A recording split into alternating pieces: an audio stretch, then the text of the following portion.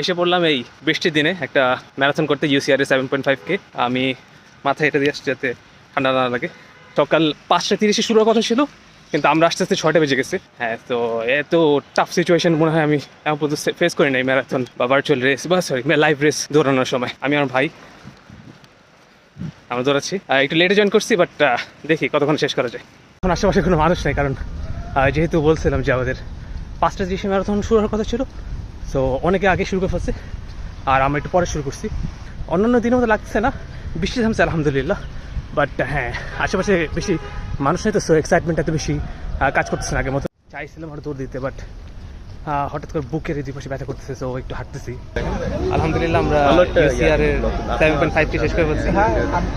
হ্যাঁ, তো আমার সাথে এই যে আমার ভাই আর এই যে লিনি ভাই, তো আমরা শেষ করছি আলহামদুলিল্লাহ, বেশি টাফ লাগে নাই। তো হ্যাঁ